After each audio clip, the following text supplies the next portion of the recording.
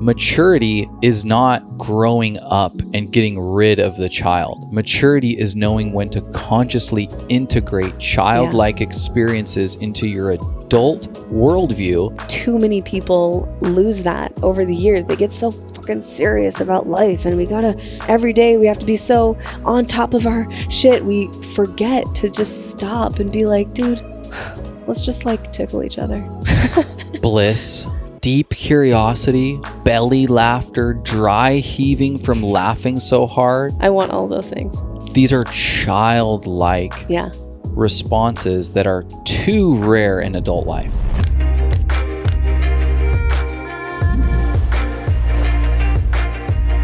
Welcome back to the Medicine Podcast. My name is Mimi, and I'm sitting next to the most beautiful creature on earth. Oh, whoa. You're the most beautiful creature in my eyes. Wow. Jesus, what an honor.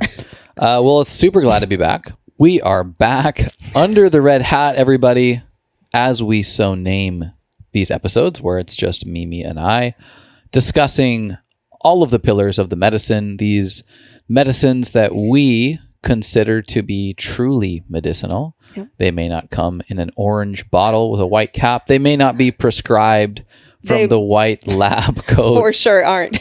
But they are these untalked about, not leaned into enough modalities, avenues. Yeah. These, what do we call them? We call them pillars. Of, that's relationships, baby. Everything is a relationship. Yeah. Movement, mindset, spirituality, nutrition, fitness. There is medicines all over the place, and we are here to unpack it and discover it. I love it. We are unpacking, and today's focus is going to be in the realm of relationship, conscious partnership, intentional relating to one another. And we basically wanted to spend just an entire episode talking about the best pieces of wisdom that we've learned and embodied and had, we've had to learn the hard way. Yeah. Our hope is that in sharing these pieces of wisdom with you guys, that you can dodge some of the arrows that hit us in our relationship. And we have a unique perspective on relationship, a unique story. If you haven't heard, if this is your first time listening to the Medicine Podcast, Chase and I were childhood sweethearts. We were married very young in our early 20s. And we basically spent 3 years of marriage figuring out that we had nothing figured out, and ultimately separated and divorced 3 years into marriage. Never thought we were going to see each other again, and went on our own way, our own journey, our own path, and started to heal many different aspects of ourselves and our lives. Our paths kind of convened back together in about 2018, and we organically reconnected and rekindled, and it really took zero effort on our part in the beginning. It was like magnetic. We weren't trying to get back to each other, get back together by any means, but there was this magnetism that we couldn't deny. And it would have been, although it wasn't convenient at all to blend our lives back together, it would have been much harder to feel that authentic love for you and with you, and say no to it, move on with my life. That would have been a whole hell of a lot harder to deny. And so now we have this unique perspective of looking back on what we call part one. Now we're in part two. We've been together 4.5 years in this part two, officially longer than we were married. And we get to learn from our mistakes in part one and choose differently. I think so many of us have had these opportunities to feel the spark of love and to have a deep connection with somebody in a romantic setting, a romantic domain, and go, damn, dude, this is it. I found the one. Mm-hmm. And that could very well be true, but it doesn't stop there. Yeah. In fact, that is just the kickoff to a significant learning opportunity. You will step through challenge and charge as it pertains to that initial spark. And for us, we just flat out didn't have the capacity, the tools, or the wherewithal to work through some of those challenges in our marriage, and fortunately have had a second opportunity. What does that look like in part 2? Well, you spoke to this rekindling of the flame that was very authentic and very real.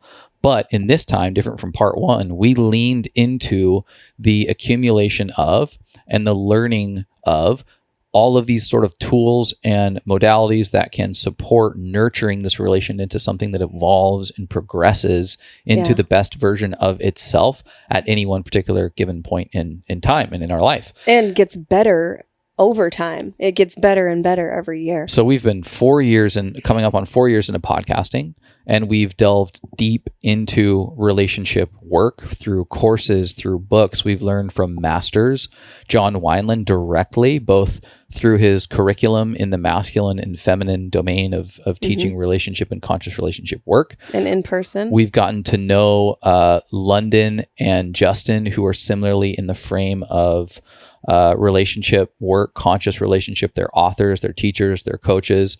We've been studying now directly with Paul Chek, our mentor, for 4 years, but really 2 years intimately directly with him and his community.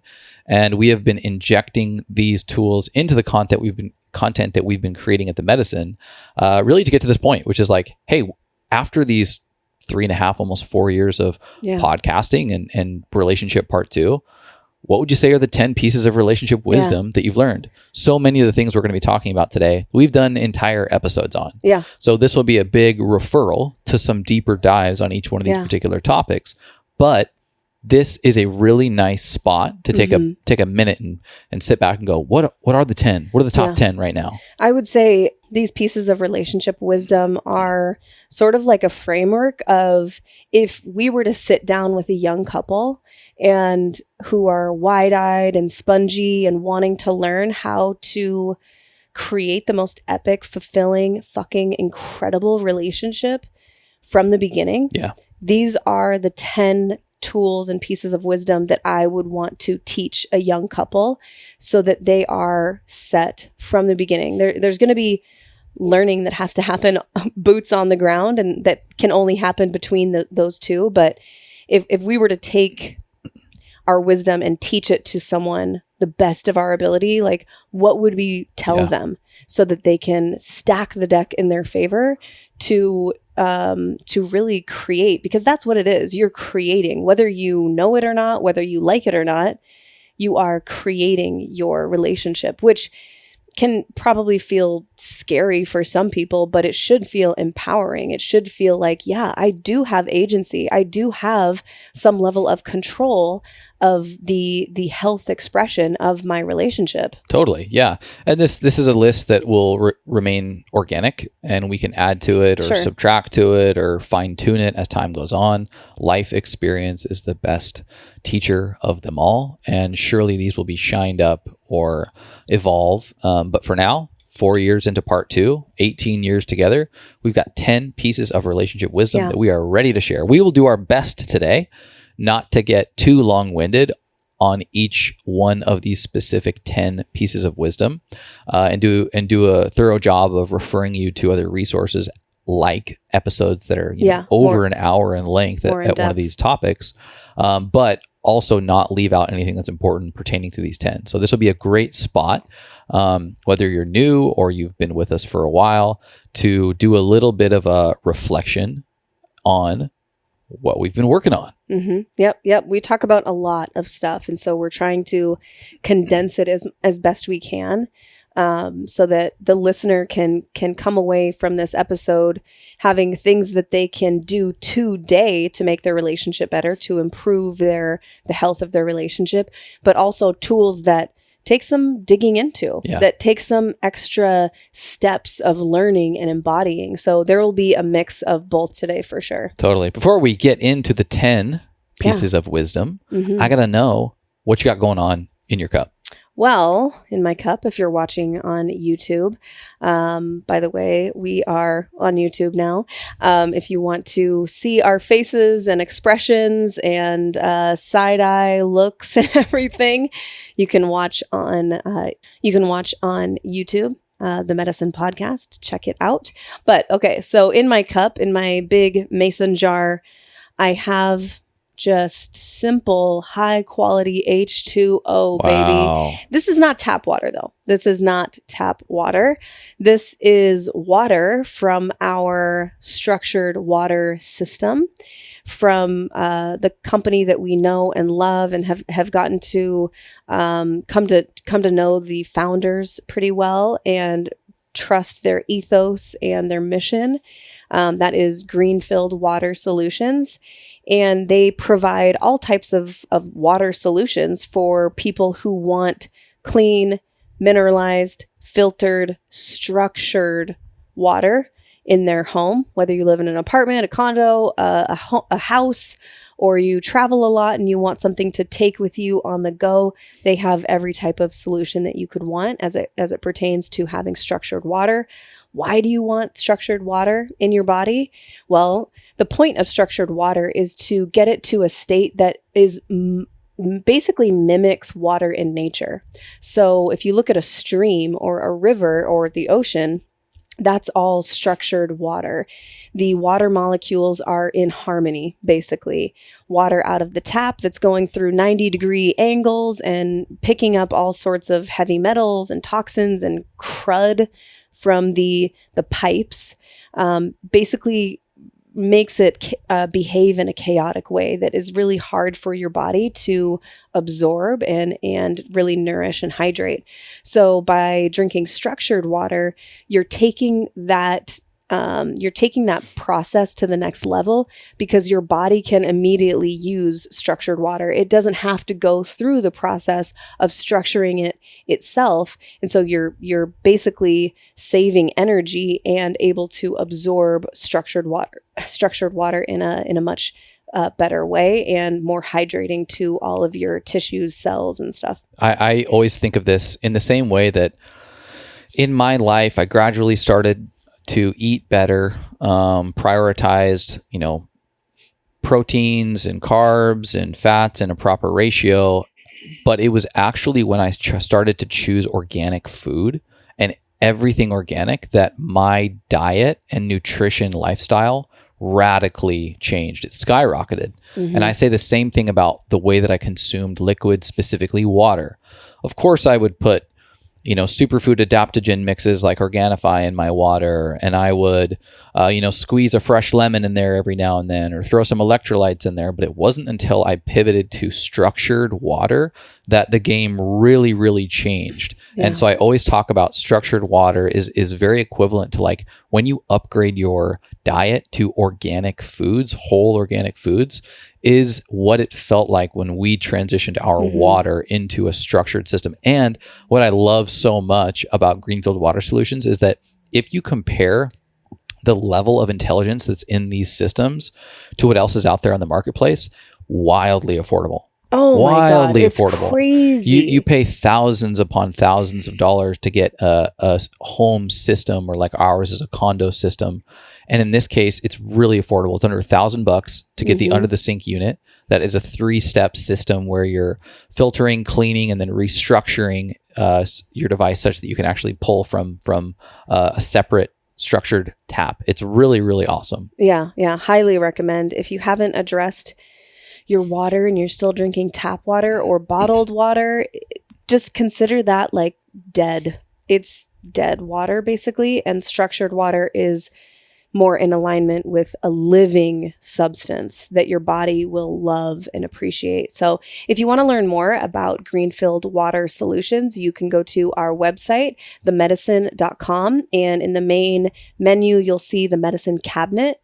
This is where we basically store all of our brands and products that we really align with, that help increase and amplify our health expression. So we have the water in there. We have all different types of products, and the discount is embedded in the website. So if you go there and find Greenfield Water Solutions, you'll have to scroll a little bit. When you go there, you'll see the discount code, which I believe is just all caps medicine with no E on the end. So if you want to check that out and upgrade your water system, that's a great place to go. What about you, my love? What is in your mushy mug? I'll keep it quick because it's a consistent for me, and that is our very own Mushy Love Latte. Cinnamon swirl.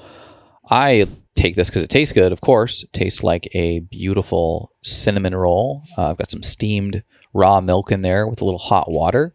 But this is so good for digestion. It's so good for skin health, for hydration.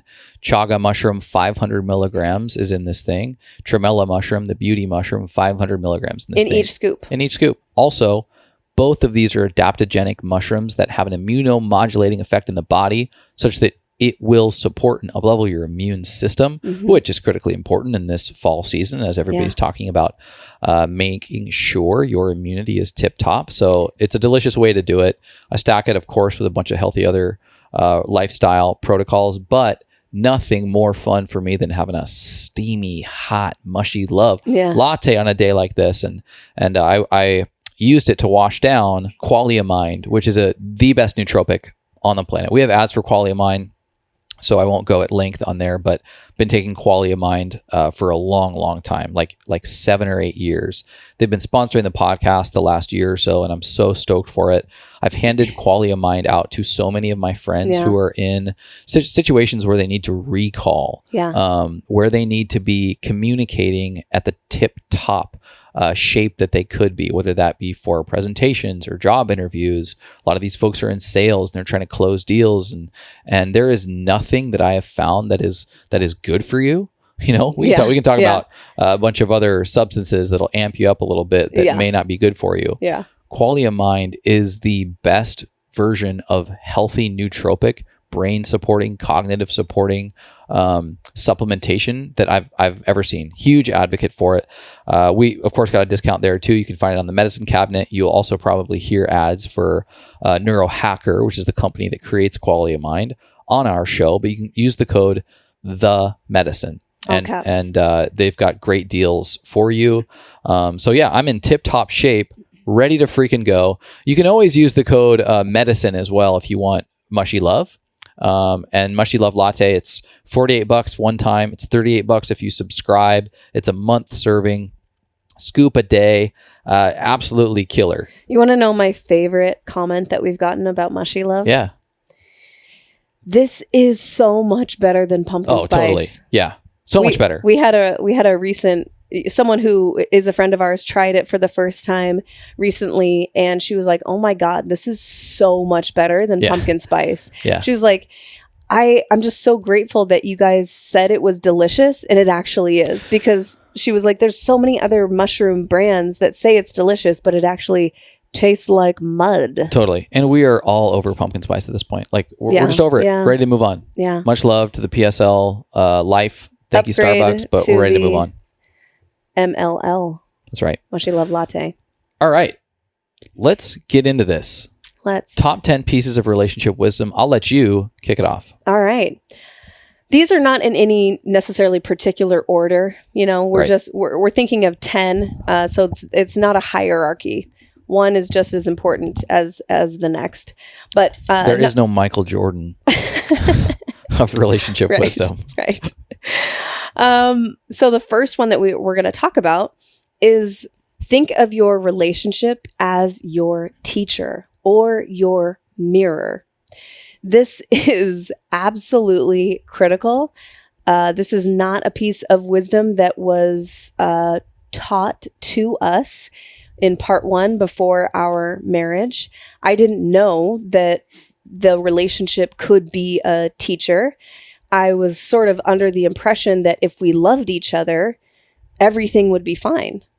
But no matter who your partner is, whether it's meant to be or not, or what, no matter how conscious your partner is and how conscious the relationship is, there are going to be moments of charge, of tension, of triggered moments. And if we are not approaching the relationship as a teacher that is meant to inform us and illuminate lessons for us in our life, then it's a very muted way to go through, and I would say probably child archetype way of moving through relationship. And this is one that we had to really learn the hard way. And it wasn't until we were apart, we were separated and divorced, that I really started to listen to people who were speaking about relationship as if it is a teacher or a mirror, a tool for self-reflection, basically learning about not only your partner, but also yourself. And I'll let you jump in just a second here, but one of the things that helps us to really see it as a tool for growth and teaching is when moments of charge or tension come up, we are asking and reflecting to ourselves, maybe just in our mind, what is the thing behind the thing? Meaning, what is the deeper underlying issue, problem, or emotion that I'm experiencing that is informing the situation of what may or may not be very important to me, or how we can move through this together? If we're just talking about the superficial BS details of whatever the charged topic is, there may not be any growth. Rather, if you're coming to your partner and saying, you know what, I know that we're arguing over the dishes, but really what I'm experiencing is I feel like I am alone in the upkeep or the responsibility of, taking care of our home. And that feels very stressful to me. And I feel a lot of anxiety around this. And I would just love more of a team effort. So you get the point where it's like, are we talking about the dishes, or are we talking about the thing behind the thing or under the thing that's deeper, that is a moment of learning? Yeah, I mean, relationship as your teacher to me, or as a mirror, means one, like in our case, you can look back on a prior relationship and go, man, what did I learn about myself through that? And so most who are listening have probably had some level of romantic partnership in their life. If that's an ex-marriage or ex-husband or wife like us, great. But even if it's just a relationship, take the opportunity now to go, what did I learn about myself through that? Yeah. Okay, I clearly identified that when someone tries to micromanage me, that's a trigger. So maybe there's something about me that has an authority figure trigger.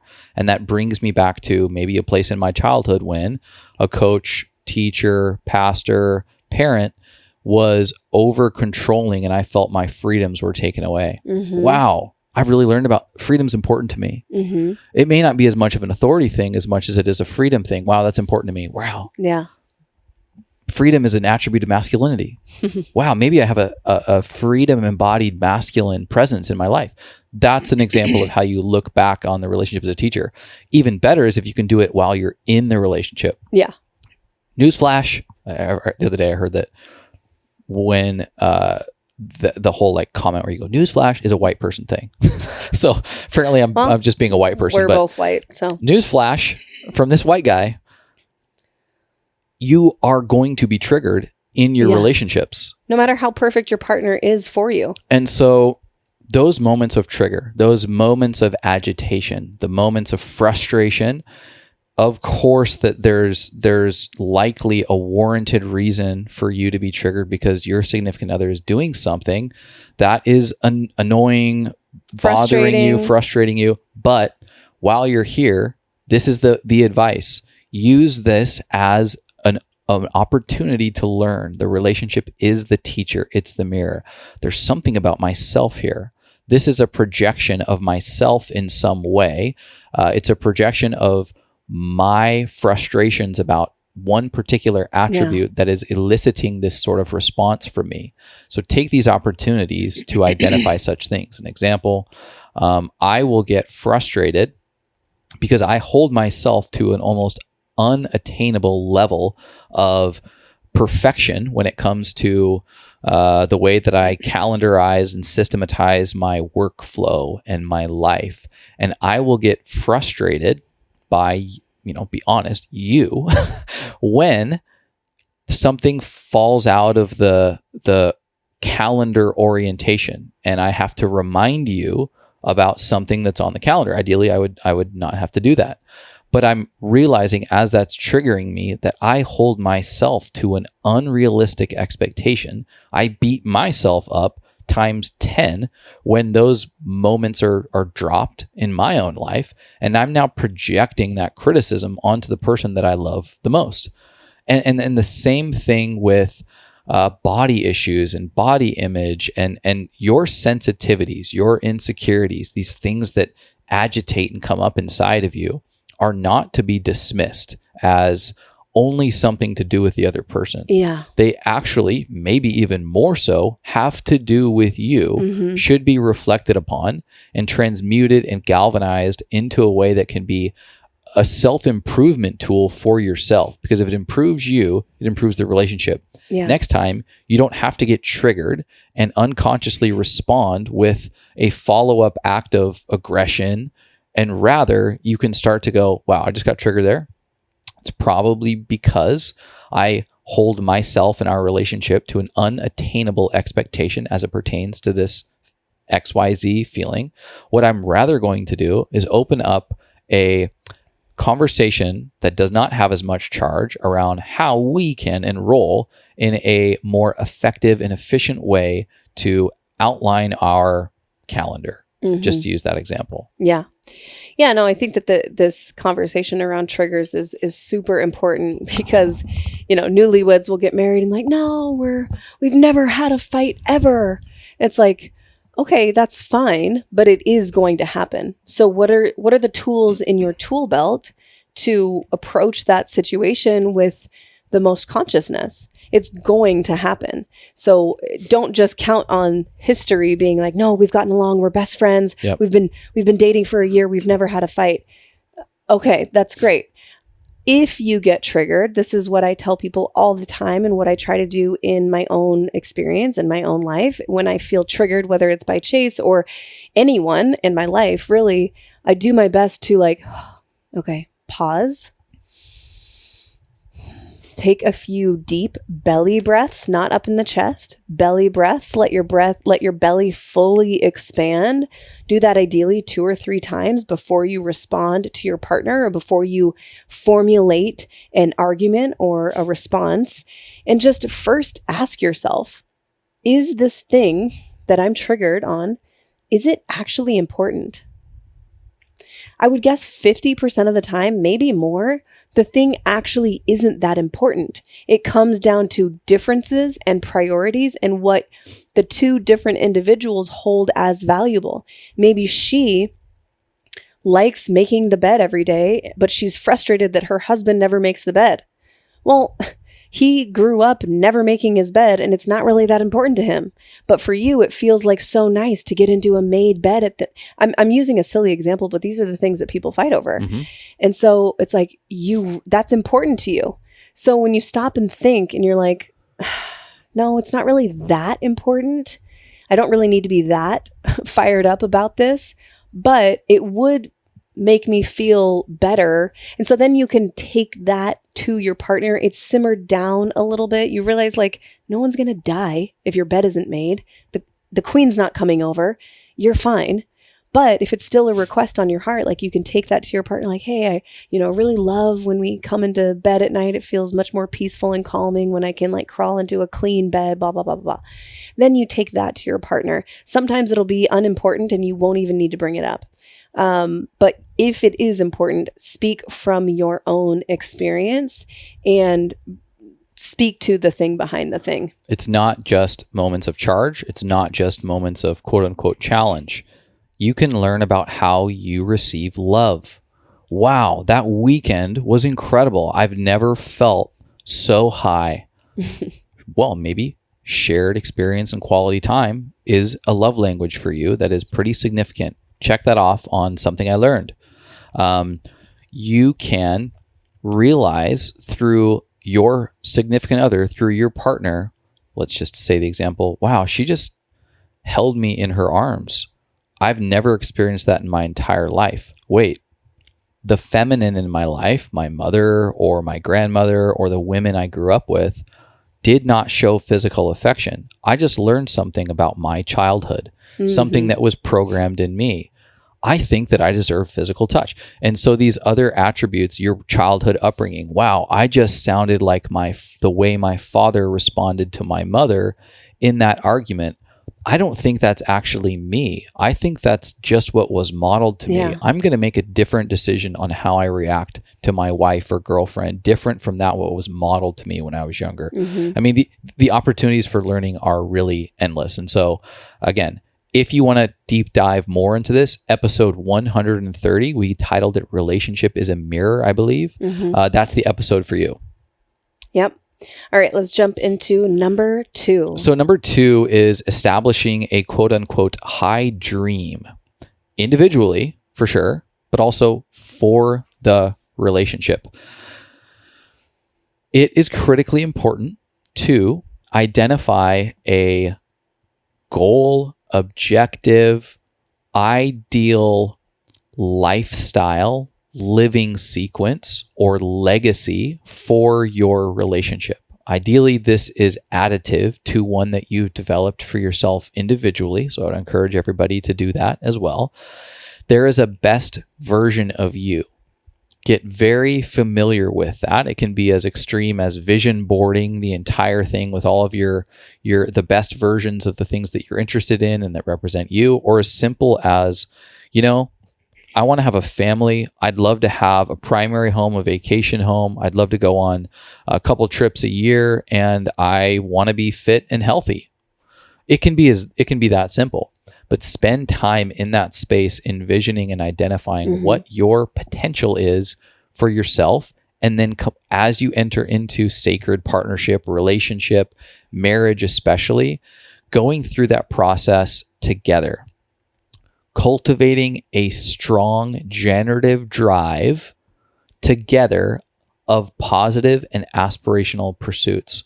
What does generative drive mean? And this is a term that I've recently been listening to as Dr. Conti on Andrew Huberman's podcast talk about at length, and how critical this is to the relationship dynamic.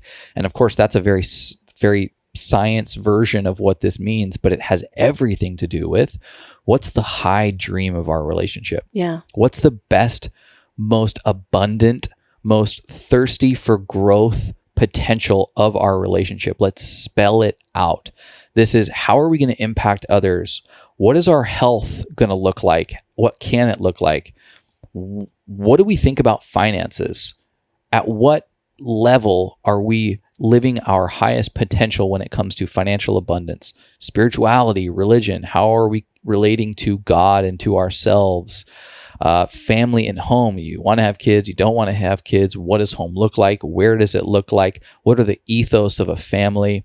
Community and mentorship. Who are my friends? Where am I spending my time? Yeah. Is this a critical nutrient to me, or is it not? I say that it probably is for most people. Do we have people that we respect and admire that we can look up to and go to if there are issues in the relationship? Mentorship. Where are the wise people in my life? Livelihood, the occupation. Elders. What am I doing? How am I making this impact in the world? How am I becoming healthy? How am I accumulating abundance into my life? These are critical components to a relationship, to an individual, but to a relationship. If you can spell this out, if you can get aligned on this, if you can articulate this, even if it's through a painting or something, but if you're revisiting this ethos, this constitution for the relationship, it will be this third party in the relationship that is a critical friend and companion as you navigate these wild, rough waters. And so, again, a deeper dive on this relationship. We like to call it the high dream. Thank you, Jason Picard, for donating that idea into our ecosystem, because we've continued to refer to an articulated high dream for ourselves in our life. But if you want a deeper dive, episode 132, we talk about 4 underrated aspects of deep relationship, and we go at length on the high dream, especially.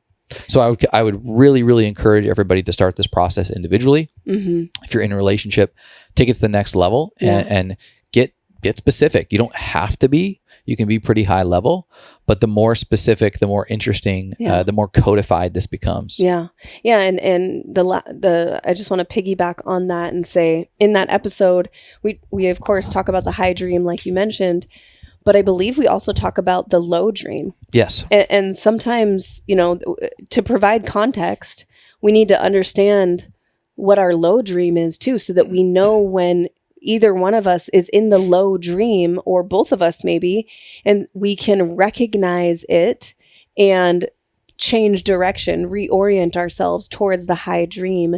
If we don't know what that low dream looks like, the waters get muddied with like, where are we at? Oh shit.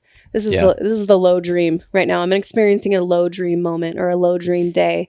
And then you can also like fill in your partner about where you're at currently and where you want to go together. And you can observe, like, we've been in homes of great friends and mentors, and we come out of that and we go, dude, that's high dream. Yeah. Like that's what I'm talking about when I talk about the family environment that I want to cultivate. But we've also been in settings, whether that be community or whether that be something we observe or partake in, where we go, dude, not my vibe. Not my vibe. That's probably what I would consider the low dream. Or when we observe aspects about ourselves, like, hey, last week I was totally in low dream mode. I was in scarcity mind. I was in fear. I was in pessimism and pragmatism and nihilism. And that's low dream for me. I'm abundant this week. I have positive outlook. I've got pragmatism, not pessimism. Let's go. Yeah. Yeah, no, I love it. Yeah, so check out episode 132 for more on the high and low dream and how to recognize both. Number 3, this one is very straightforward. Never trash talk your partner to anyone ever. Yeah. It's pretty plain and simple. And that's one thing that we can all do today from here on out. Let me say what I'm not saying first. I am not saying that if there is tumultuous waters in the relationship, if you are navigating difficult circumstances, if you're just plain and simple not happy whatsoever in your relationship, this is not me saying you need to paint with a rose-colored brush and Pollyanna everything in your relationship. I am not saying that. What I am saying is that when we speak about our partner, whether it's to ourselves or to other people, you are continuously informing your inner world, your psyche, of how you see your partner and how you will continue to see your partner. So it's not overlooking difficult circumstances. It's not working together to create a better relationship. But if you are going to speak about your partner, if it's not uplifting, if they wouldn't get a smile on their face, if they were sitting right next to you and they heard what you were saying, I don't know if it's worth saying, honestly, especially in front of groups of people. Yes. In front of friends or family, whatever it is. If you feel like you need to talk to someone, I would recommend going to maybe an unbiased third party, like a mentor or an elder, or like a coach or a qualified professional of, if it's like, this is real stuff that we need to work through. It's much less productive. And I'm speaking from experience here. It is not productive to go to your sisters or your siblings or your parents directly all the time. If you have a really unique relationship with your parents and they're very wise and they have a beautiful relationship together that you've admired your entire life, maybe. There are outliers. There are outliers for sure, but try to focus on like, is there a professional or an unbiased third party that I could, you know, brain dump with and figure out solution oriented action to take then to my partner, excuse me. So that is a really simple one. Yeah. We've talked about this one across a host of different episodes, but like you said, if you can't say anything nice, don't say it at all. And unfortunately, that's going to have to go against the current of culture, because too many times to count have I been with the guys and it's the old ball and chain language around their girlfriend or wife. Too many times have I seen or witnessed girls' night conversations turn toxic about shitting on their it becomes almost like other. It becomes almost like a hobby. And what it does, if we want to get really technical, what it's doing is it's a pseudo erotic experience. It's pseudo love. It's creating a pseudo inner circle, as Mark Gaffney would explain it. When you are speaking negatively about someone who is not in the room, you're creating a fake inner circle so that you can feel more connected to the people around you. But it's not a real connection, because it's not being experienced with the foundation of love. Yeah. So this is really critical. And it doesn't get much simpler than, and for than many marriages, you have chosen this person for life. This is one of the most low-hanging practices that you can adopt to avoid deteriorating this lifelong investment you just made. Right. Like, you just put all your eggs in this basket. The least you can do is not talk shit about them. In fact, we know that words are powerful spells. If you even have to lean one way or the other, lean positive. Like, it's that simple. And the last thing I'm going to say is, the more that you actually speak into your partner and about them with your friends and family in a constructive, beautiful way, you will find more of those qualities to speak highly of. Yep. It's just the way that our brain works. If you are looking for things to trash talk, you'll find them. And if you're continually sharing them with girlfriends or family, it's going to be all that you see eventually, which is not fun for anyone. Number 4, do the little things like they are big things. And this was one that's very close to home for us, because there were so many small things that could have been done, shined up, pivoted, changed, swapped out from part 1 of our relationship that we left as is, only to then add to this continuing state of dis-ease such that it bubbled up and blew up the entire relationship altogether. What am I talking about? I'm talking about fix the roof when the sun is shining. Things that kind of bother you, but it's not really worth bringing up right now, are things that you should take care of early and often. If your significant other is bothering you by a behavior pattern they are having, 1, go back to number 1. Why is this a trigger? Why is this bothering me? 2, set a container for bringing that up in an authentic way. Express what's coming up for you. If you've used your relationship as a teacher, you might even know why it's coming up for you, and make a genuine request to turn that into something that can be collaborative, co-creative, and ultimately binding. Let's say it's leaving laundry on the ground and you realize that it's triggering you, and you think about the thing behind the thing, and you say that, well, I've asked them to clean up their laundry. And so it's actually, I'm not being heard. I'm not being listened to is the thing behind the thing. Okay. Feeling respected as if my voice is worthy is a critical piece to this relationship. In a proper time and setting, bringing that up and making a request of your partner that you don't feel seen, heard, respected, valued, worthy, when even little things like socks on the ground are not cleaned up, it hurts me. And being able to have that conversation prior to it turning into an accumulation of socks, and then it turns into groceries, and then it turns into you didn't drop the kids off at the right time at the right spot, and it leads to a knockdown, drag out screaming match.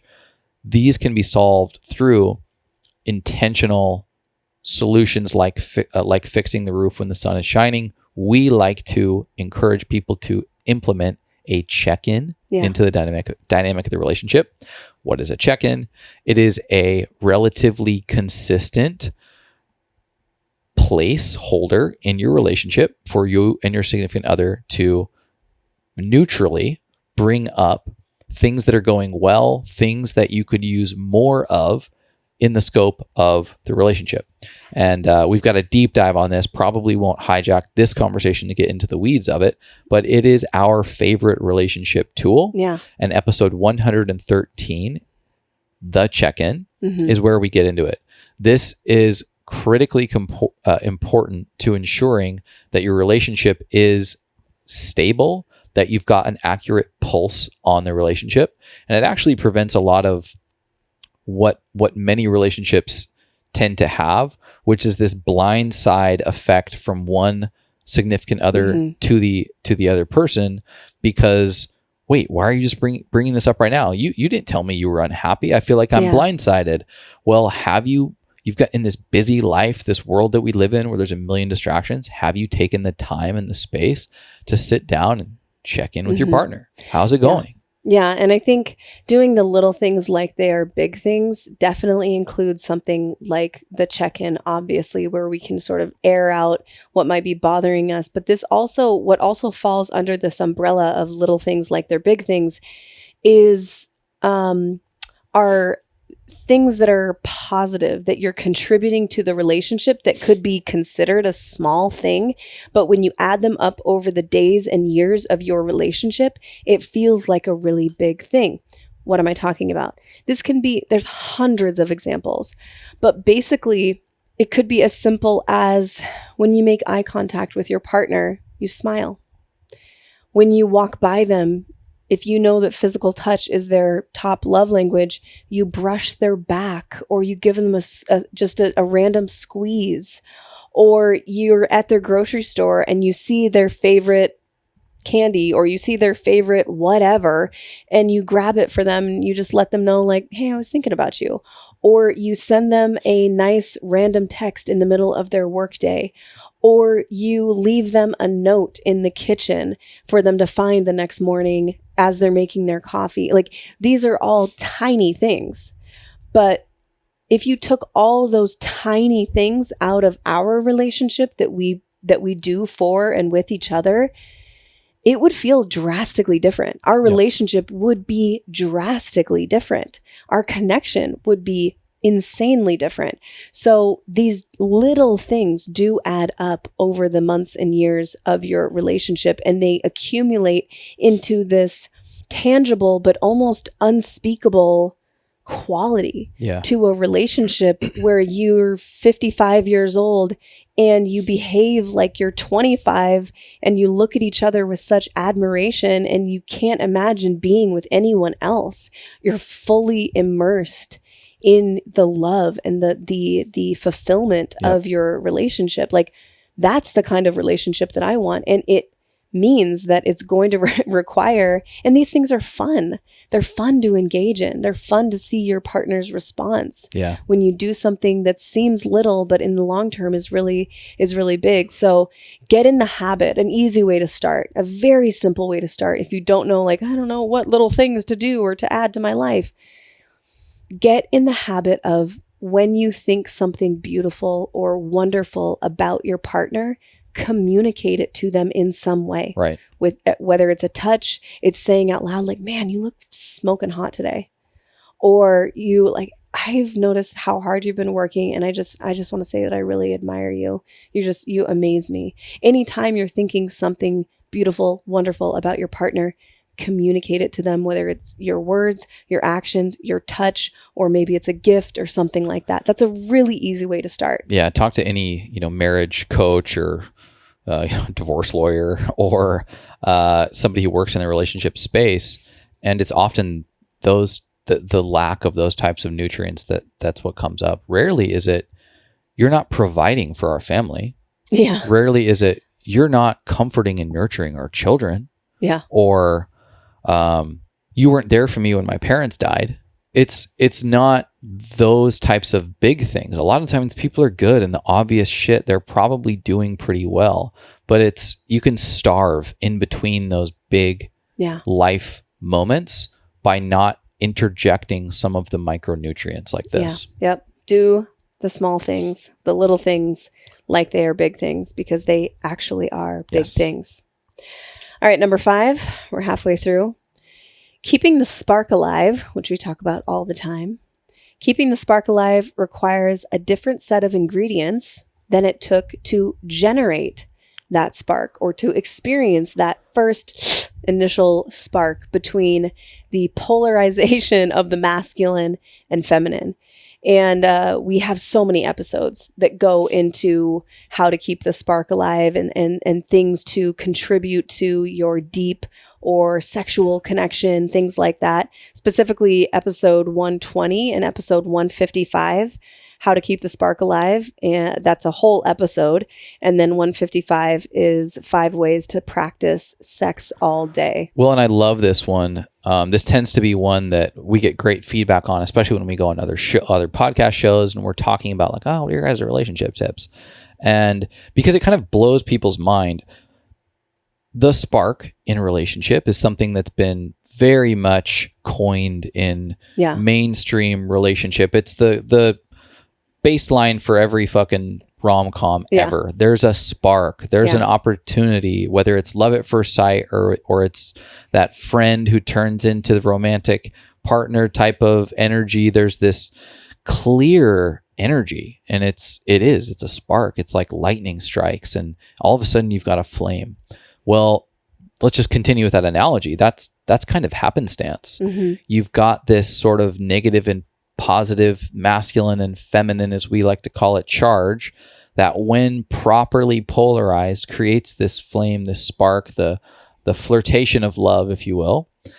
But that dies. Some people, it dies into dating. Some people, you get married, the spark's quite large. You go through the honeymoon phase, or you even go through a few years, and the spark dwindles. Mm-hmm. That environment that created the spark included novelty, included spontaneity, included a strong masculine and a strong feminine. Whether you're male or female, doesn't matter. It's those two energies that create the spark. But the ingredients, if they are exactly the same over and over and over, will only ever keep that spark as a spark. We're trying to nurture this flame into an everlasting fire. Yeah. And so the ingredients, not unlike fire itself, need to transition from the spark, which can be literally on the tip of a match, into this fireplace. There's kindling, and there's logs, and there's a fireplace and a hearth. There's these ingredients that need to be set in place in order to nurture the flame into something that evolves and matures into a deep relationship. And that cannot be done using the same thing, in which in many cases was just kind of happenstance and random to start the relationship off to begin with. And so keeping the spark alive, having an awareness, which is what blows people's minds, is like, listen, you can't just do the same thing over and over if you want to mature this flame into something that's everlasting. What's okay is to assess why the spark happened. Oh man, novelty. That was really important for us. Or we were really playful in the beginning. Super playful. We wow. were always finding new dates, new activities to do together, and it created a lot of fun and flirtation within our relationship. Wow, we were really leaning into artistry. There was something that felt artistic. Yeah. We haven't had that in our relationship in a long time. So reflecting back on what caused the spark is really important to implement going forward in a new, novel way. Conscious way. Yeah. And so I love this conversation. Keeping the spark alive is very effective when the ingredients and the inputs are evolving and potentially even changing in order to keep that little flame growing into this everlasting fire that we call a loving relationship.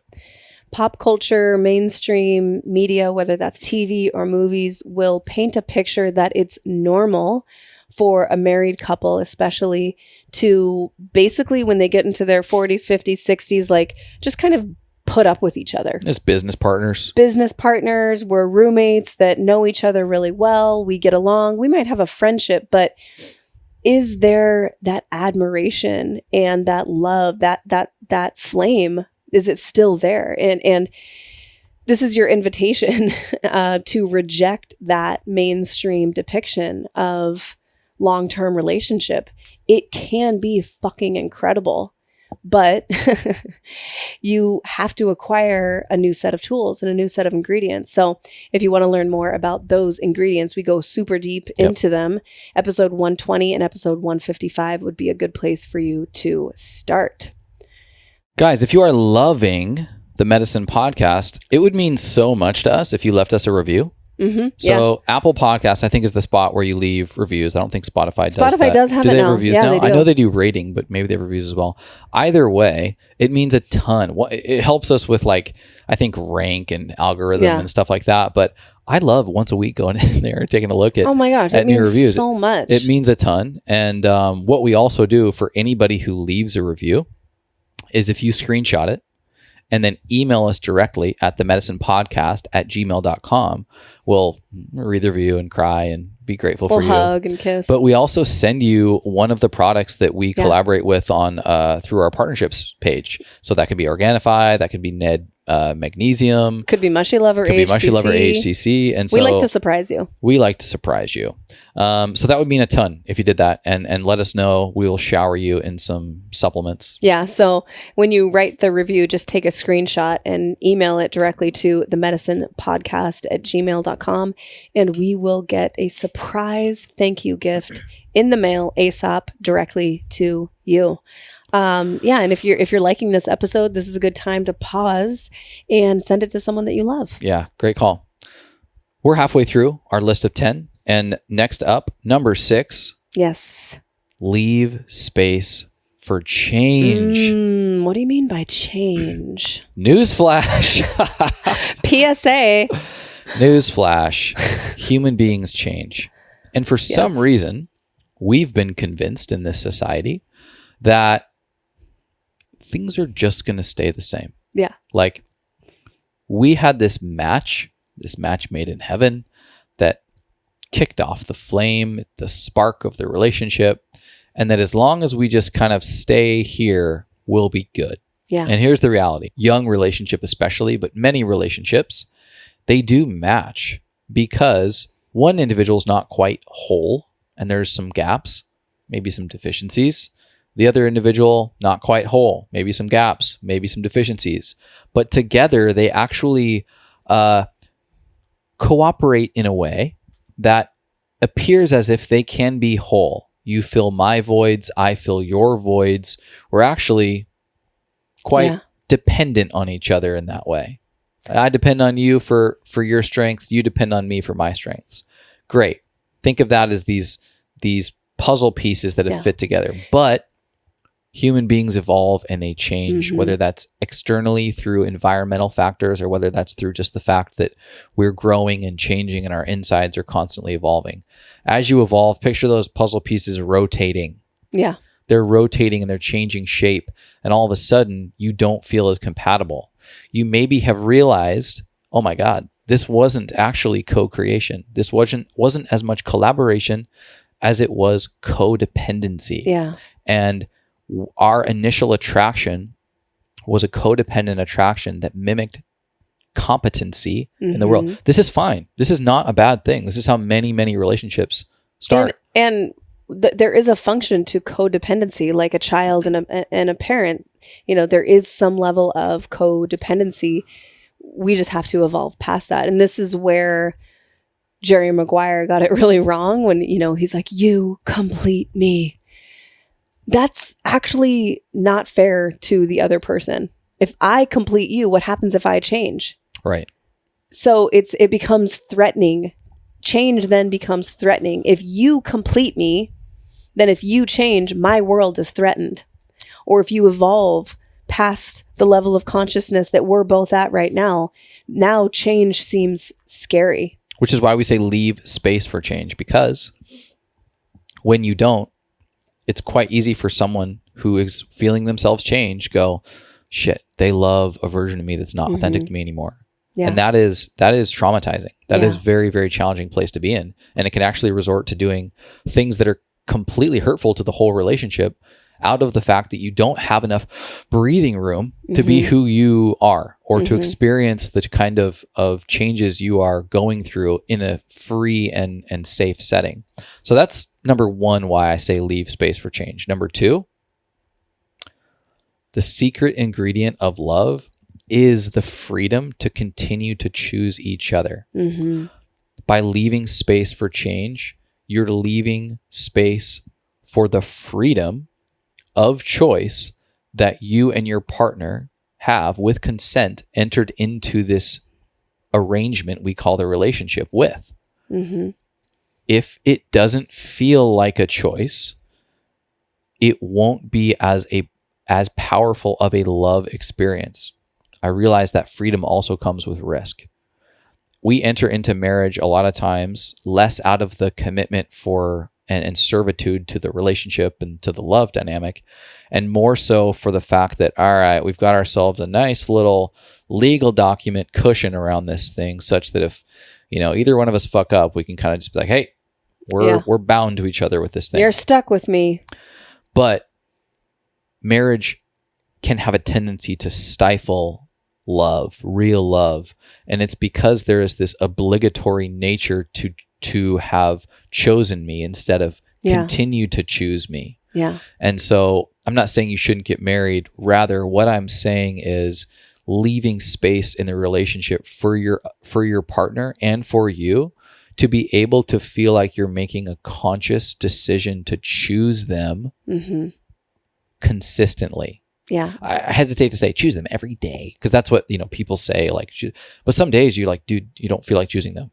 You may not feel like choosing them, but enough time and enough space to reflect and feel through it, your love will benefit when it is a conscious choice that's been embedded in freedom to love that other person, to choose that other person. And then it feels really good when you feel that person choosing you, because you've allotted them enough freedom. Yes. Yeah. It's basically like receiving a gift versus that's thought through, and the person really took time and energy to pick out for you, and they got it just for you, versus, like the parent that's like, hey, you better buy your mama a gift here. Yeah. It's like someone's telling you to do it. It's not really from, like, it still is fine, but it doesn't light you up. It's like, someone like told you to do this. Someone had you do this. Someone convinced you to do this. And that's, I think, sometimes the rut that we fall into. Certainly we fell into when we were married. We weren't always choosing each other. Because it keeps you on your feet too. It keeps you like, all right, keeps you self-reflective on how you're showing up, how you are contributing to the relationship. And honestly, this is one of the reasons we talk openly about this with people who ask us if we're going to get remarried. And not that we won't, we probably will at some point for legal issues and taxes and kids and stuff like that. But one of the things that I've genuinely loved about part 2 is that there are no legal strings besides our business that we have together. But there are no real legal strings that are keeping you in this relationship or keeping me in this relationship. It is 100% me wanting to be with you and to show up to experience endless love. So that feels a lot better to me than what we had in our marriage. I'm not saying that marriage is bad or wrong and that people shouldn't get married. I'm saying that in my experience, part 2, unmarried, feels drastically different than part 1, married, in so many different ways, but as specifically choosing each other on a regular basis. And it feels so fucking good to be chosen, not to be said, yeah, you're in this with me. You said yes, you signed an oath under God, and you're stuck with me. Yep. Leave space for this. I will disclaim it and say the freedom to be chosen is also the same freedom to not be chosen. And that shit is scary and it hurts like a motherfucker. Yeah, it does. But that is the ingredient of love, dude, is the space to change, the freedom to even say, I love you so much that I'm leaving space for freedom for you to leave if you have to. I won't like that. It's going to hurt. It's going to feel like shit. But if we're in this for love, it has to include this ingredient of freedom. Yeah. We get into this further. Episode 146, 6 signs you're in co-creation versus codependency with your partner. I have a great ocean and life jacket analogy that I'll save for someone who goes to deep dive that episode. Number 7.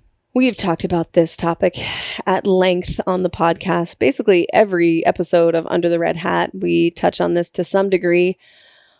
Understand the masculine and feminine dynamic and where you individually most comfortably sit in the relationship. And so what do I mean by that? If this is the first time you're hearing about the masculine and feminine energy dynamic, we all have the masculine and feminine energies, polarities within us existing on a spectrum.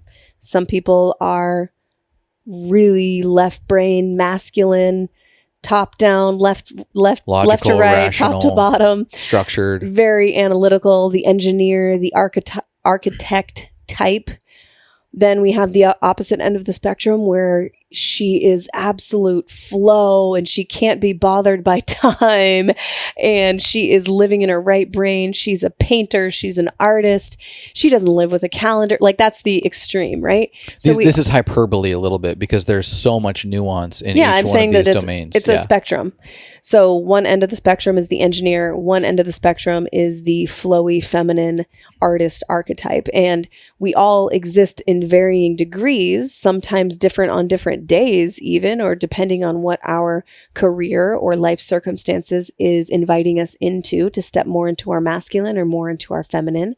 But these are complementary opposites. They complement each other. And so they exist within us individually, and then they exist within the relationship. So for example, I tend to rest. My essence is a feminine essence. I want to be penetrated. I am more right-brained. I am more flowy in my approach to life. My mission, my drive in life is usually centered on experiencing love. The feminine is the love-driven being. The masculine is the purpose or freedom-driven being. And so these two come together, and the way that they play and dance together can really make a huge difference in the relationship. And this is critical for us to understand about ourselves and each other, because I think all too often, so many individuals in partnership see how their partner shows up differently in life than they do. And they are frustrated by it. They don't understand it. They think, oh my God, why can't he just do this? I would have done it so differently. Or why can't she just do it my way? This is how I like it done.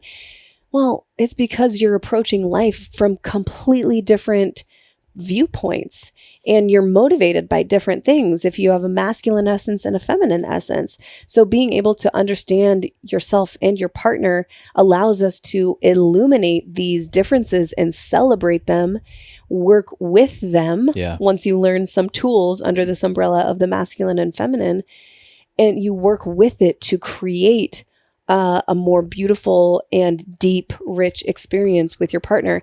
Not to mention, understanding this will absolutely amplify your sexual relationship with your partner. This framework was beyond critical for our reconciliation and reconstruction of our relationship in part 2.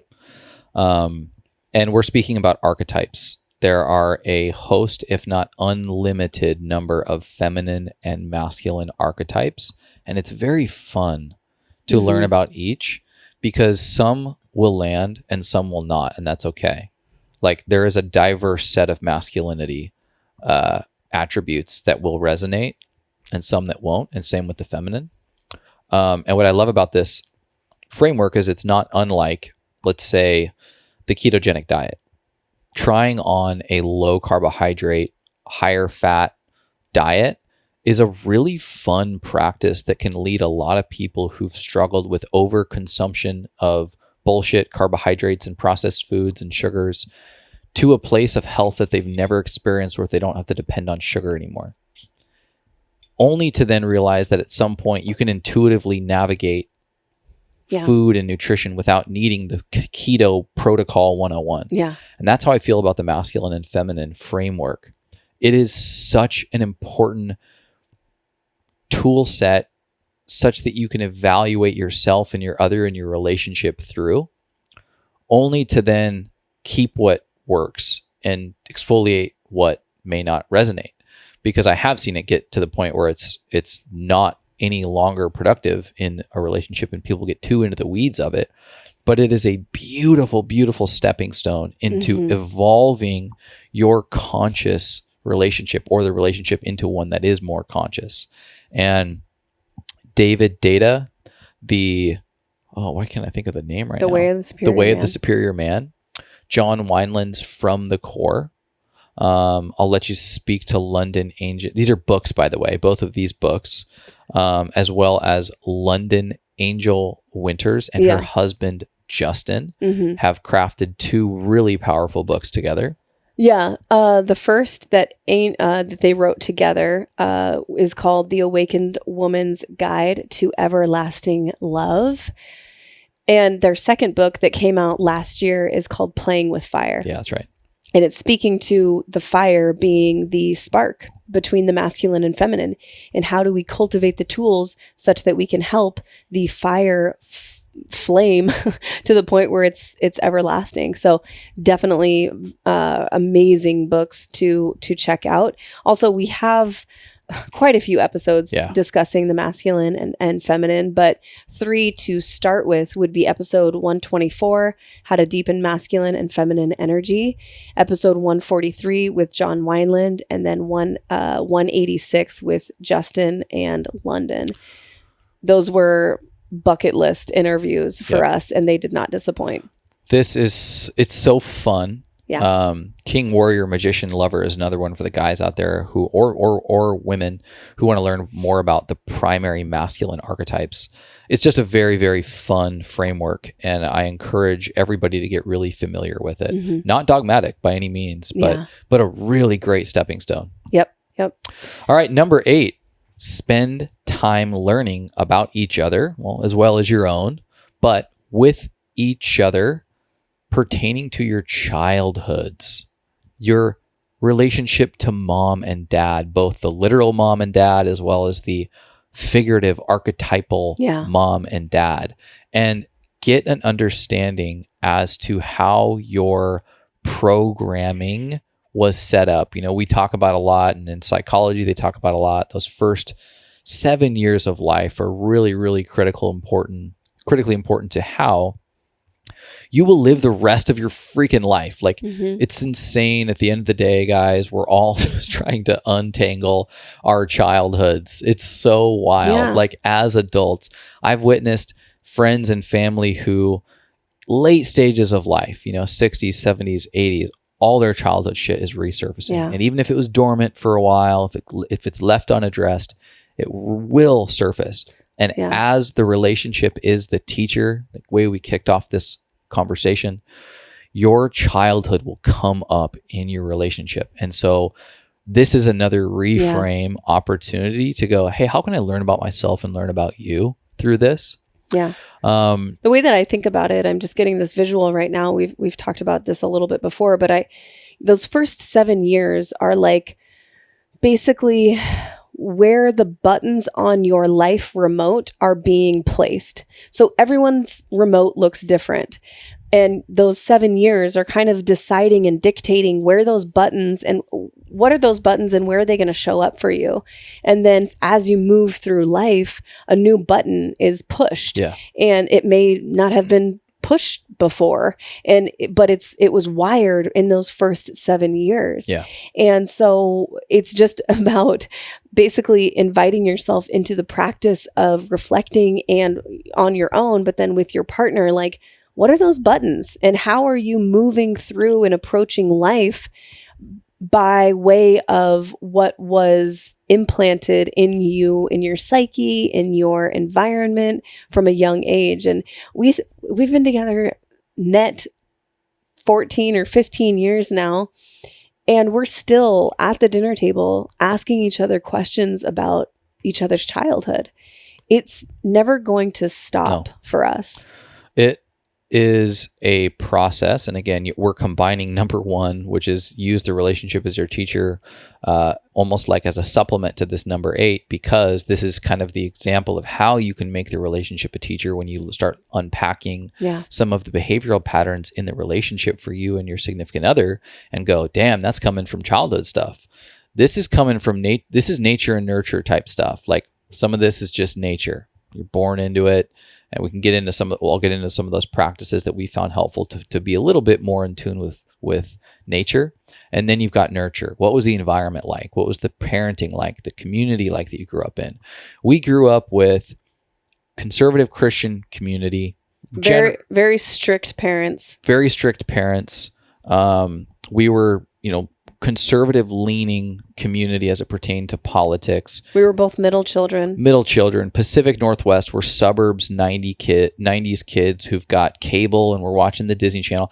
You start to unpack these things and realize how much of a heavy sports culture. So heavily encouraged to play sports in our community. I came from a blended family that had step parents galore. And so you've got divorce imprinted in the dynamic. My parents came from poverty. So there's this relationship to, money and being successful that's critically important to them, that's imprinted on my siblings and I.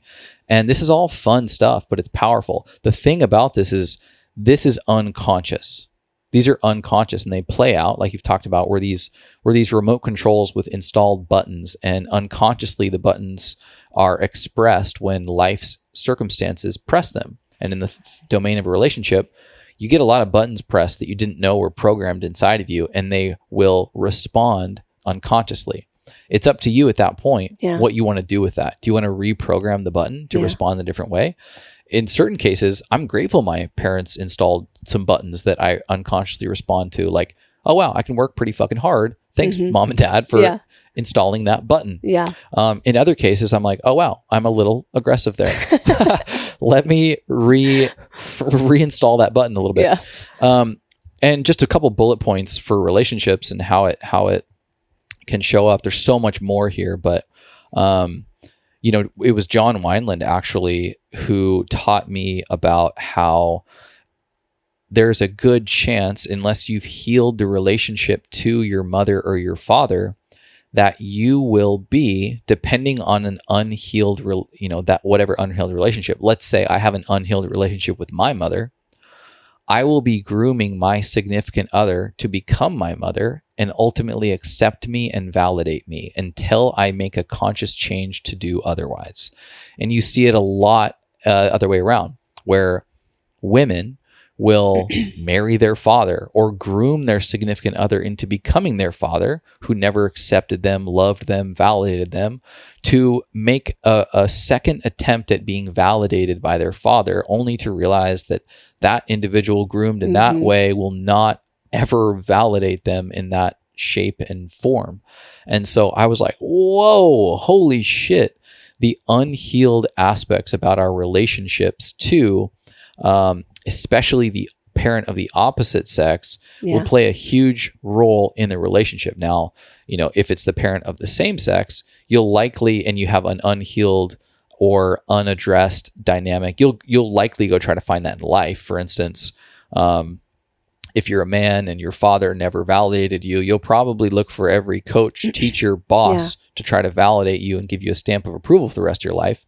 But we're talking about relationships here, and oftentimes it is the parent of the other sex that ends up being a pretty big role in how you cultivate a healthy relationship between your partner and yourself.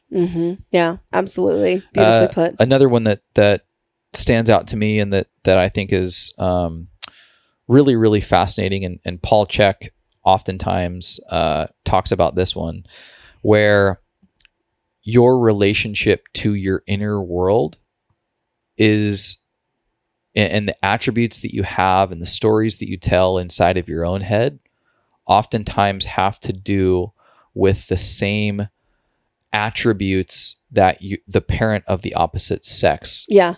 The parent of the opposite sex is how you relate to your inner world, and the parent of the same sex. So for example, my dad and how I related to him is probably very similar to how I relate to myself, and my relationship with my mom and how she showed up in the world is probably more similar to how I show up in the external world. And that's spot on. Yep. It's absolutely spot on for me. It's the highs and the lows. So you've got your mom's highs and your lows, and that is likely the highs and lows that you give yourself internally if you're a guy. Or my dad's highs and lows, that is how I externally communicate myself to the world. Yeah. It's really mind-blowing stuff. It's spot on for you too, isn't it? It is. Yeah, so wild. what I'm saying is that the relationship is such an opportunity to learn about yourself and your significant other's programming in childhood. Yeah. And a lot of this is just environment and childhood programming. But then there's also this nature aspect. Dude, we're just born a particular way, right?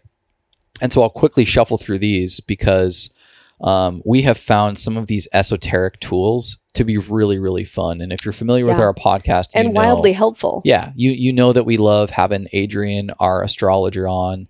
Paul Chek is our mentor, and he takes anything and everything esoteric and weaves it into a beautiful healing modality. Greg Schmaus, who was even just on relatively recently, he's been on 3 different times, talking about the power of archetypes and going through these intuitive processes for identifying, essentially some of these pieces about your nature that are so relevant and make up who you are. And so learning about each other and learning about yourself through some of these other tools, love languages is another one. You can go through a pretty robust process for identifying what your primary love languages are. There's, of course, personality charts and things like that. Yeah. But the Enneagram is another one that we've found a lot of value in over the course of our relationship. And so it's very, very fun. It's also wildly informative and healing, potentially challenging. Yeah. But I think as it pertains to top 10 relationship advice, take some time to learn about each other's nature and each other's nurture. If you're listening and you're in a relationship and both of you are serious and committed to individual self-development and then relationship development, 2 things that I would highly recommend that are not going to be mainstream pieces of advice is to, like you said, schedule a session with Adrian Abeta. She's been on our show 5 times now. She's our astrologer / therapist / fairy godmother. She's one of our favorite humans on this planet. And if she had more exposure, she would be on the level of superstar, like Tony Robbins. Yeah. Because she holds so much wisdom in that tiny body. I would highly recommend doing a natal chart reading with her, with you and your partner together. You can do it individually for sure, but like we did one together and it was so illuminating, learning so much about each other on a fundamental, like cosmic imprint level, which is going to be more helpful than probably 99% of the books that you're going to read out there for relationship stuff. It also drops you into so much authentic empathy for your partner. You're literally seeing how the cosmos stamped their energetic imprint on your partner, and certain things that might be frustrating or different between the two of you now are illuminated in a way where you're like, oh my God, it's literally part of your makeup. Now, I'm not saying you can't change, but this is part of the process, is understanding what are we working with here? And do we want to reorient ourselves in a different direction based on the information that we have? Wildly helpful. You can check out, I'll put Adrian's contact information in the show notes if you want to check her out. Can't speak highly enough of Adrian Abeta. The other one that I wanted to say was the casting your archetype wheel. And we have a whole episode about this. This is episode 165 with Greg Schmaus, who now has been on 3 times.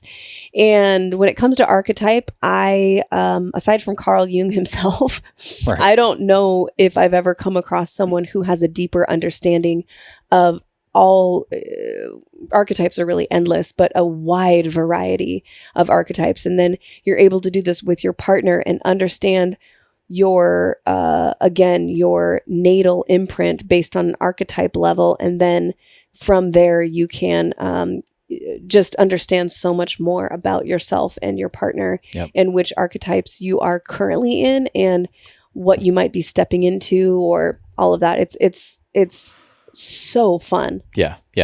I think we broke the 5-minute on Yeah, number we 8, did. but that Sorry. was worthwhile. We'll rip through these last 2. We're on 9 and 10.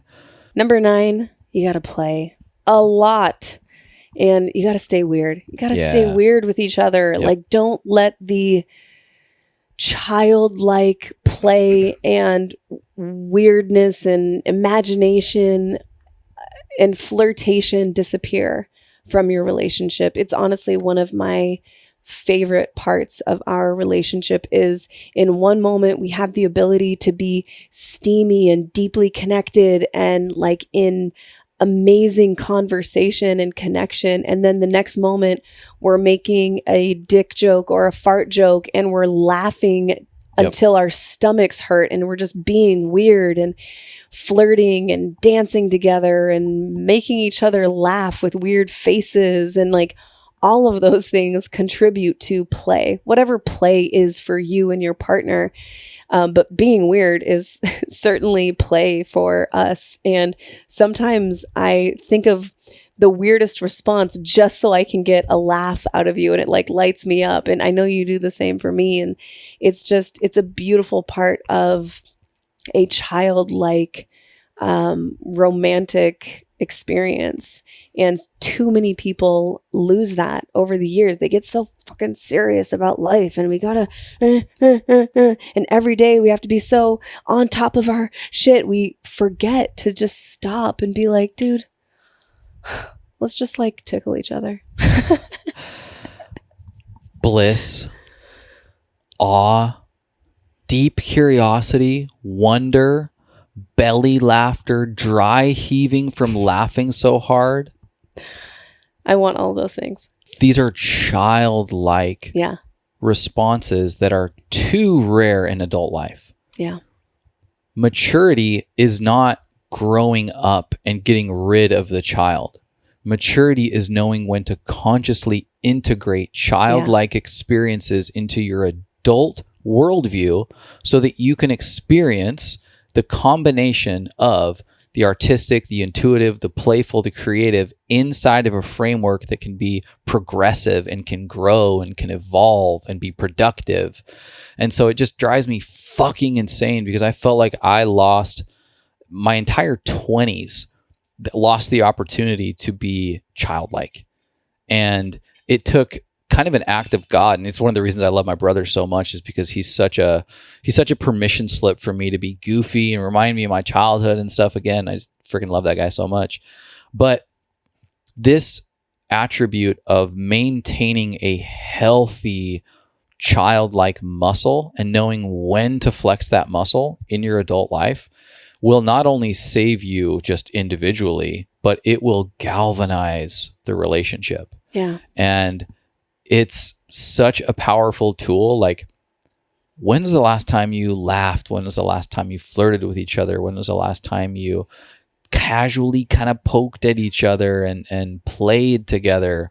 Or just grab your partner and start dancing in the kitchen while you're doing the dishes or blasting music from your high school days. Like, that's honestly a favorite pastime that we do together is like randomly. We don't structure this. We just randomly will drop into this where we're playing. We just did this the other night, playing music from our high school. You know, we were like doing like top rap top rap hits from 2005 and Get 6 Rich or Die or whatever. Trying, baby, 6th grade. Let's And go. it was just like, it brings back so many emotions and memories and like, oh my God, remember this? Oh, this is so good. And it just gets you in the moment of play and laughter and flirting. And it's just a really beautiful part of, again, that relationship that is sitting in admiration for your partner even after 50 years. Totally.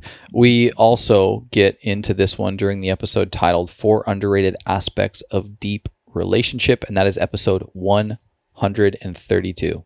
Yes. All right. Coming in hot with number 10. Last one. Come on. This is the way to end it. This is the way to close it out. Talk openly and honestly about sex and your sexual desires. If you can't talk about this with the person that you've just signed up for life with, if we're talking about marriage or you know, a deep romantic intimate relationship, this where the fuck else can you talk about it? This is where you get to go, here's all my of freak me. Show. Here's my freak show, baby. Here's all of me. Whether it's uncomfortable or not, lean into this early and often. I would say, kind of piggybacking on an earlier point of fix the roof when the sun is shining, integrate a sexual conversation as a part of your relationship practice. Because when you're in the bedroom and you're having sex, it's maybe a little clunky to be like, well, actually, I have a preference if you were to do this right now. Yeah. But if you're in an environment where you're able to articulate like, hey, I've got like a specific desire, or I would love to see you in a particular position or outfit or wig or even if it's a fetish, like, fuck it, dude. Implement that into this sacred alchemizing bucket that we get to entertain as a part of this relationship. And sex is that. It's this domain of transmuting things into beauty and into love. And even like so many things can be healed through sex. Transmutation, this alchemy practice, is taking something from one substance and transmuting it and changing it, transforming it into something else. Yeah. And sex is one of those really magical domains that we can take. You can be fighting about the little things. You can be, and you've not been following the rules of these lists that we've given you and doing all the right things. And one good sexual experience with your lover, with your partner, can alleviate all of those little micro tears that you felt from the scorekeeping and the nitpicking for the relationship. And it's that powerful, and you got to grease the wheels on it, though. We're not saying use sex to fix all your problems. No. But we're just speaking to the power that this thing holds in our life. And this is one area that, you know, we speak so highly of John Weiland and London Angel Winters and Justin Pierce and everything. And this is, I love them. But there's actually one piece around the conversation of sex that I greatly disagree with London and Justin. So they make the argument that for the deepest, steamiest sexual connection, for the most polarized sexual connection, they don't talk about sex outside of the bedroom, outside of what their sacred sexual space. And they might have a beautiful sexual experience. They will go the rest of the day. They don't mention it. They don't talk about it. They don't bring it up because they want that sexual polarization to be in that sacred space. They don't talk about it. And this is one area that I strongly disagree, because one of the things that I love, and I think is really healthy for you and I, certainly everyone could be different here, is, you know, we'll have beautiful lovemaking, and then 4 hours later, I'm still thinking about it, and I bring it up to you and I'm like, oh man, remember our sex? Or like, hey, I want to bring this up with you. Or, you know, I just want to highlight like something that you did that I loved. Yeah. You know, That's great feedback for me. Yeah. I'll be like, oh my God, when you did that one thing, that was freaking amazing. And you're giving feedback like, I loved that. And it could even be the space to be like, you know what I would love more of? Like, that's the time to bring up like, hey, you know, I've been thinking about this thing. It's like kind of cushion it with, we just had sex. It was beautiful. I loved when you did that thing. And while we're on the topic, like, I've been thinking about this thing lately. Would you want to talk about that or be open to it? Or like, I would just love this thing, you know, to experience this thing a little bit more. It's less of a blow to the ego than to be like, we need to talk about what you're not providing me in sex. So that's where I disagree with Justin and London. I think they have a valid argument and it works for them, but I definitely disagree. And I think that it's fun and playful to talk about sex outside of the sacred space. Don't make it taboo. And the sooner you can do this in the relationship, the sooner it trickles into your marriage and then your parenting dynamic too. And at least the way that we grew up, sex was taboo. And that's part of just what comes with being a Christian, unfortunately. But in the way that we grew up, not a Christian now. Just make that clear. And so if you want to get further into this, a really early episode that actually you did, episode 133. We called it the sex episode. No, it was episode 33. Oh, yeah. 33. Yeah. Episode 33, I interviewed Alexa Martinez, now Alexa Bowditch. She got married. It's the sex episode. And she shares a free resource in that episode that's called the Want, Will, Won't list. And this is a whole list of everything you could ever imagine that two people could do together in the domain of sex. Things as weird as like farting on each other or peeing, or which we've done. Well, you've definitely farted on me. Not in a sexual way though. And not because I wanted it. I'm saving that one. But there's some, I need to spice it up. There's some weird stuff on that list that'll just make you giggle. Yeah. But the point of it is it opens up the dialogue with your partner so that you can have a list of things like, yeah, I would do that. Oh yeah, I'm interested in that. I'm not interested in you farting in my mouth. Wow. I'm not interested in that. So that would be the won't. Yeah. I won't do that. It does nothing for me. And then the want is like, yes, I'm into this. And then the will is like, yeah, I'd be open to that. If that's something you're into, then yeah, I'm open to it. Yep. So it creates a container for this, what could be awkward, difficult conversation to be a little lighter and more fun. Yeah. And so, yeah, that's episode 33. All right. That is 10. I'll do a quick recap. Yeah. Starting at the top, these are our 10 pieces of relationship wisdom. 1, think of your relationship as your teacher and or your mirror. 2, establish a high dream individually and for the relationship. 3, never trash talk your partner to anyone. 4, do the little things like they are the big things. 5, keeping the spark alive requires a different set of ingredients. 6, leave space for change. 7, understand the masculine and feminine dynamic and where you most comfortably sit. 8, spend time learning about each other's as well as your own upbringing, childhood dynamic, programming from your parents and community and others, not just your parents. 9, play a lot and stay weird.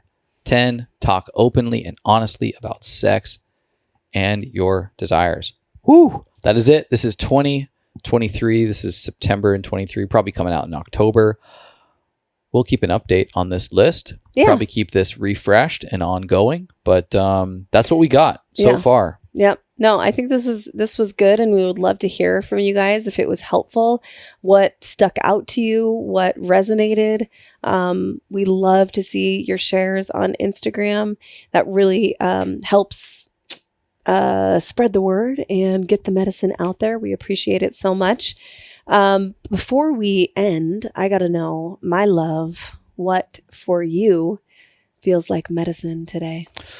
Well, I really love that we have been rotating. We're doing a 4-day rotational diet. It's in the book, How to Eat, Move, and Be Healthy by our mentor, Paul Chek. And it's been a while since I've done this, but you essentially rotate the foods, the primary food groups, driven mostly off of the type of protein that you're eating every 4 days. So you eat a set of food groups between carbs, fats, and proteins, and then you don't eat that food again for 4 days. And this is so your body, one, has a diversity of different food groups and types, and basically strengthening its ability to digest those. But also, as you consume certain foods consistently over and over and over, you might even get like almost like an allergic response to them because you're just pumping so much of the same food into your body. So it's actually really supportive of healthy inflammation responses in the body by cycling food through this way. And then additionally, it helps you identify whether you really are sensitive to one particular food or type of food. Because they're so spaced out, you'll notice on a particular day if you're getting an inflammatory response from one of those foods. Right. And so that's been really fun. It's a little labor intensive just to be so conscious about not eating certain foods for 4 days, but it's a worthwhile effort. We've been doing it for 2 weeks. We'll call it at 2 weeks, probably keep a few things that we liked, scrub off a few things that didn't, but it's been a fun little cycle. Yeah. What about you? My medicine today, honestly, was podcasting with you.